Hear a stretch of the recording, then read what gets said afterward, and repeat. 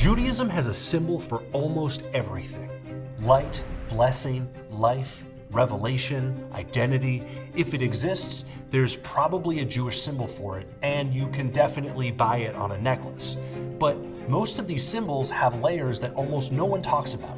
The most famous one, the Star of David, didn't even start out as a Jewish symbol.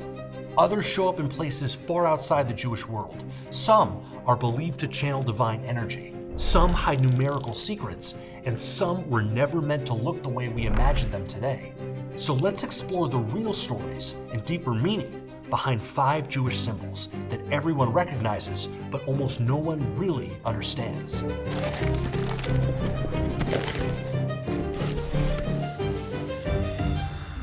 Number 5, the Star of David.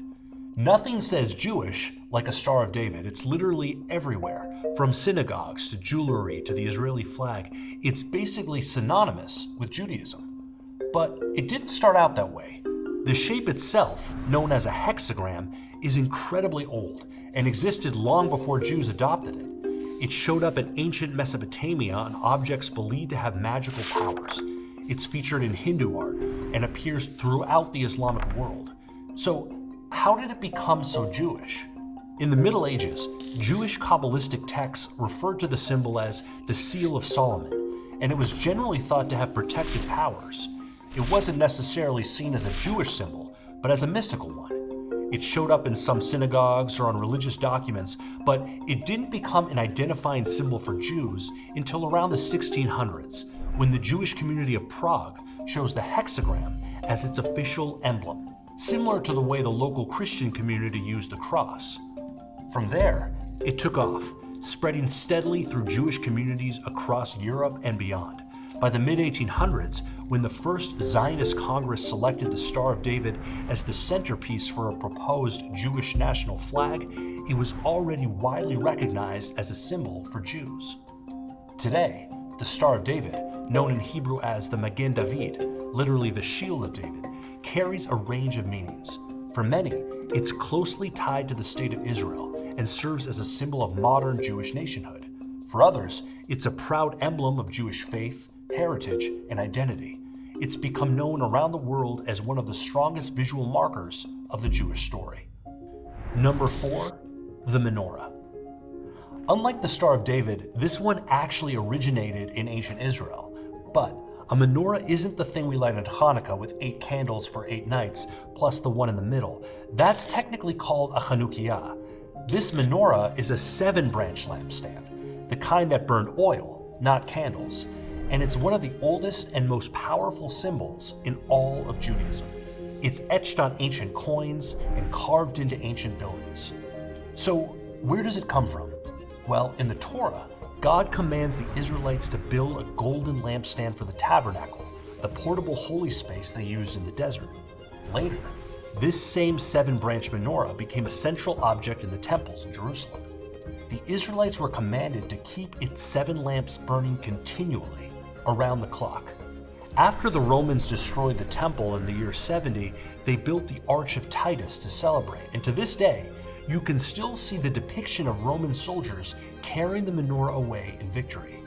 Even though the temple is long gone and the original menorah has been lost to history, its light lives on in synagogues around the world that keep a ner tamid, an eternal flame, inspired by the menorah's commandment to stay lit at all times.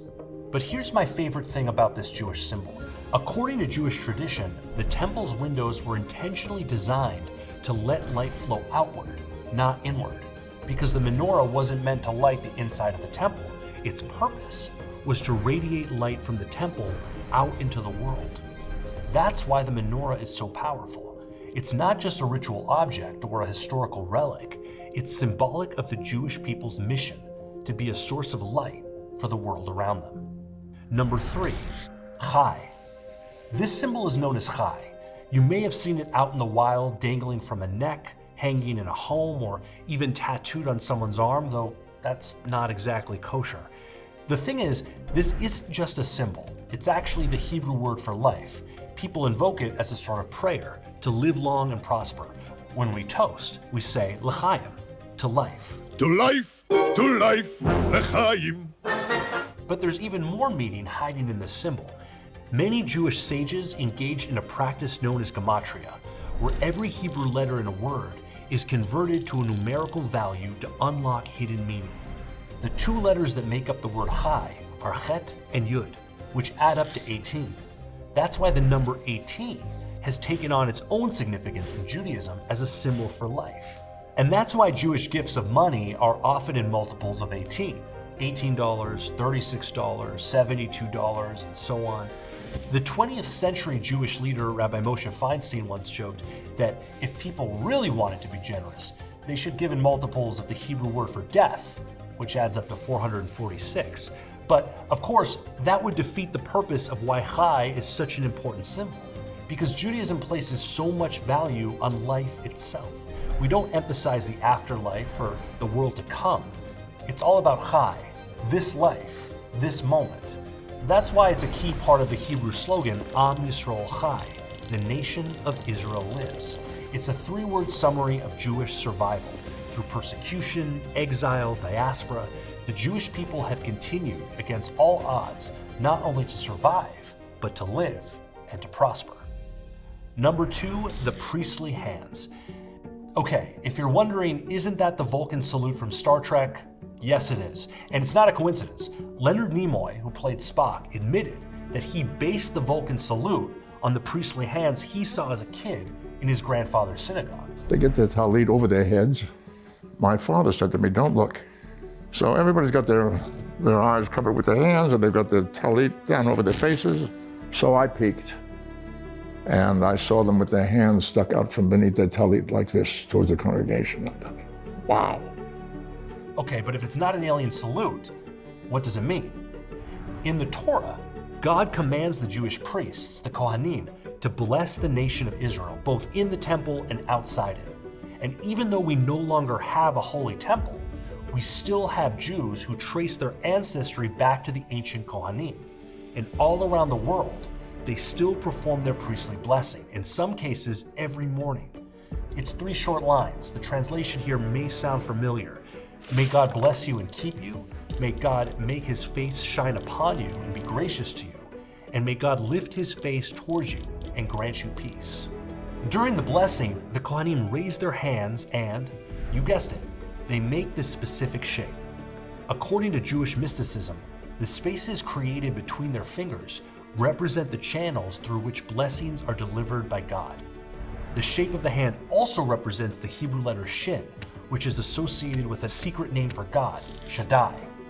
If this all sounds pretty mystical, that's because it absolutely is. In fact, the priestly blessing is thought to be so powerful that traditionally, congregants avert their eyes as the Kohanim raise their hands to make the sign, so as not to look directly at the divine channels. The priestly hands represent a direct moment of contact between the human and the divine, and the idea that something higher flows through the world even if we can't always see it. Number 1, the 2 tablets. These 2 stone tablets are everywhere in Jewish life. Above synagogue arcs, on Torah covers, in Jewish art and architecture, they're symbols of the 10 commandments that God gave to Moses on Mount Sinai. To be sure, Jews don't have a monopoly on this symbol. The 10 commandments represent the basic moral, religious, and legal foundation on which much of Western society was built. Thou shalt not steal, thou shalt not murder, etc., etc. But for Jews, the meaning of the tablets goes deeper. They represent the moment of revelation when the ancient Israelites stood together in the desert and received the Torah from God. This is the defining moment of Judaism, because it transformed the Israelites from a group of freed slaves into a Jewish nation bound in a covenant with God. And even though this iconic symbol is instantly recognizable, the Torah never actually describes the shape of the 2 tablets. In fact, according to Jewish tradition, they were likely square, not rounded. Some rabbinic sources even say that they were carved all the way through the tablets. This version of the tablets actually came much later, mostly from Christian art in medieval Europe. But regardless of their shape, what the tablets represent is unmistakable. They symbolize the binding relationship between God and the Jewish people. And that's why in Judaism you find the tablets everywhere. But there's a deeper meaning here that I find especially powerful. The stone tablets are given at Sinai as a pair, 5 commandments on each slab. Jewish tradition teaches that this is because the tablets are split into 2 categories. On one side, we have the commandments between us and God, and on the other side, we have the commandments between us and our fellow human beings. The symbolism is that you can't have one side without the other. You can't claim to fulfill your obligations to God while mistreating other people, and a society built on human respect and cooperation alone will eventually falter without a shared sense of accountability to something higher. This is the core idea of Judaism, and the tablets capture it in a single image: our responsibilities to God and our responsibilities to each other, held together, side by side. These 5 symbols aren't just artifacts of Jewish life, they're snapshots of our story. Each one carries a message about identity, about faith, about purpose, and together, they remind us what it really means to be part of the Jewish journey.